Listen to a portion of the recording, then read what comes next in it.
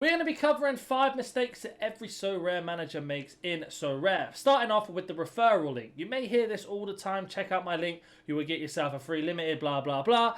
It is really important that you use that, whether that's going to be my link or someone else that you know. Every single person who joins the game will have one. They will be in the pin section. They will be in the comment section. If you message your friends saying, can you send me a link? They will send you their referral link. The reason why this is so great is because let's say you're doing the amateur draft modes and you want to start getting into the limiteds. Once you bid 5 cards off the auction market, you will also receive another limited. And it's really important that you take that extra, even if it's £2, €2 or $2. It will help you in the long run because you can decide whether to keep or sell that card. The next mistake people do following on to that into the card auction is going out and bidding on 5, 6 players straight away, the cheapest ones, the most expensive ones, and they're not really doing any research or know the players. For example, you don't have to go and bid €3 on a goalkeeper or €9 on a player you know.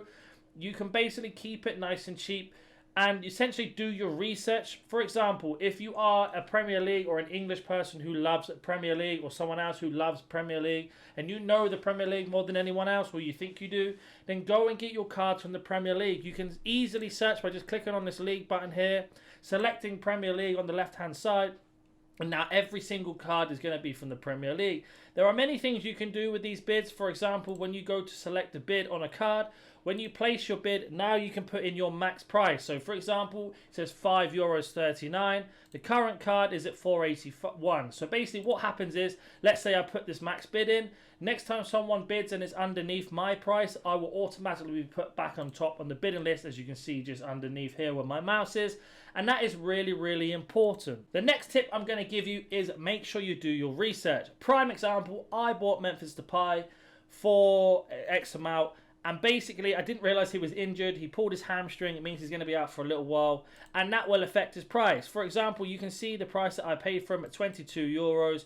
He's now around €15 on auction. So that means I've already lost €5 straight away without even having any sort of rewards out of this card. You can see here, €14 for the old one, €19, and there's my one. So I've already lost a lot of money on that card without doing any research at all. I know who Memphis Depay is. I know he plays for Netherlands. I know he's great up front. I was like, easy buy. He'll get goals for me, no problem.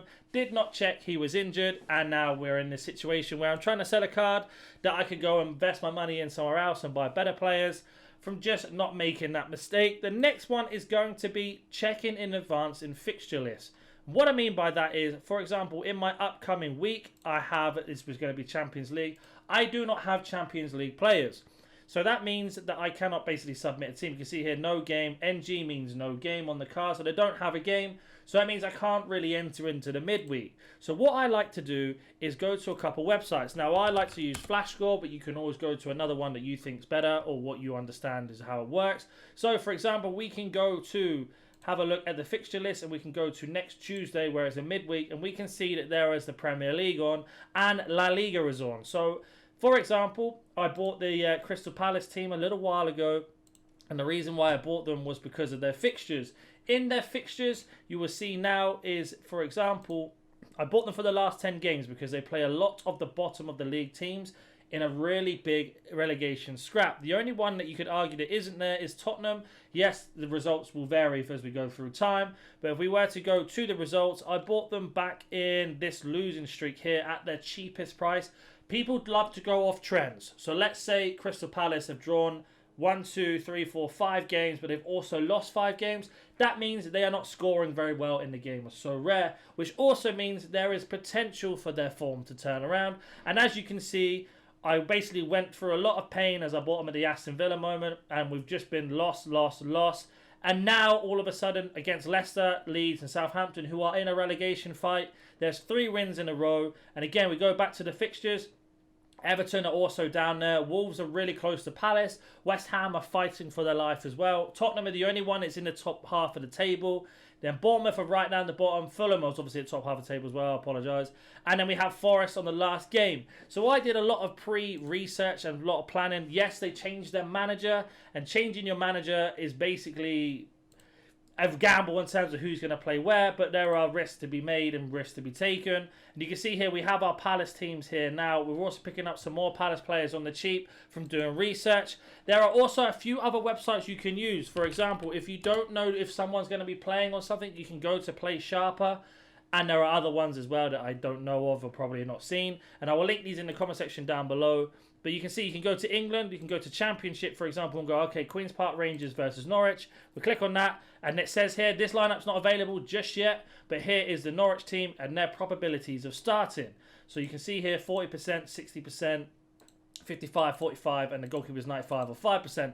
So if you don't know the teams very well, you can go off this. Of course, injuries happen, things change, and a lot of people get injured in the warm-up or basically get sick, and people won't have the inside information. So there are many ways you can go around and look into that. Play Sharp is one I'd like to go to. Another one is SORARE Data, and SORARE Data is a website solely built around SORARE. So let's go and use Crystal Palace, for example, and we're going to type in Eze, and we're going to have a look at Eze and see what he does in terms of scoring, how many games he starts, and everything like that. So we're going to look from here, and here he is on the right-hand side for the Crystal Palace team.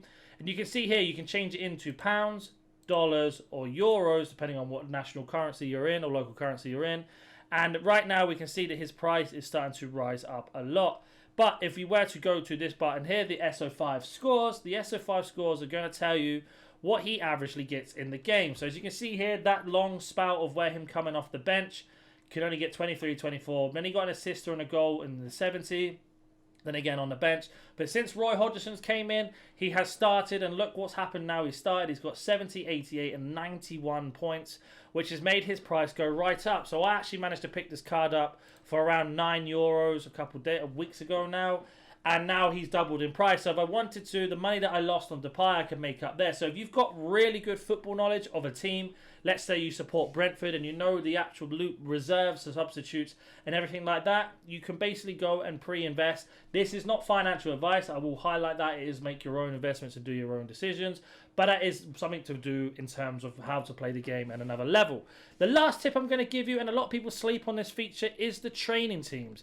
And this I find really, really good. Reason being is, for example, my Elise, when I click on him, he is basically at a really high level. So what I mean by that is he gets plus 9% bonus.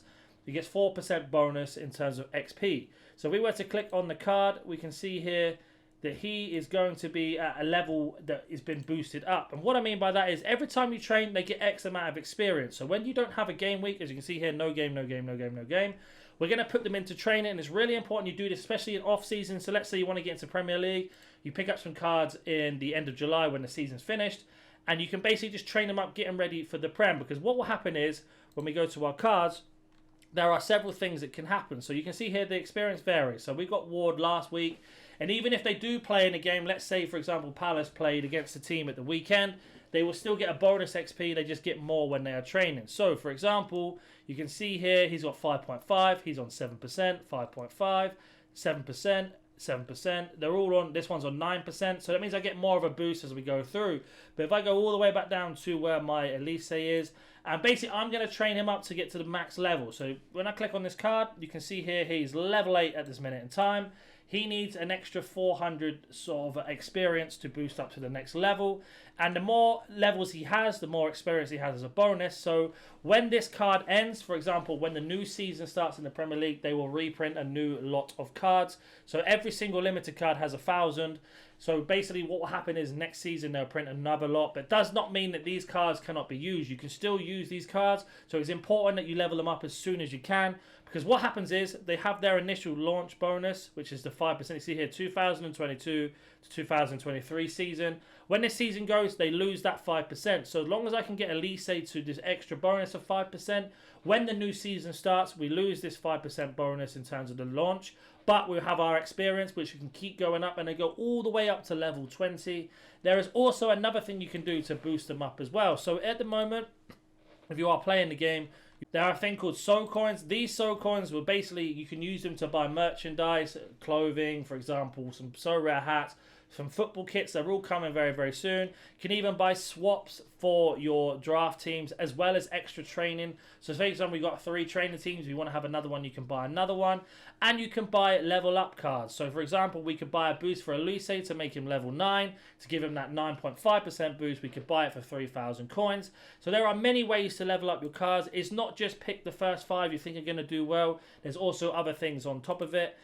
I will have everything linked down below, including the reference to join. If you want to join, if you don't understand anything, comment down below and I'll get back to you as soon as I can. The link is really important, not just for myself, you help me out and it's a really nice way to show support, but you also get a massive bonus yourself. So hopefully we'll catch you in future videos.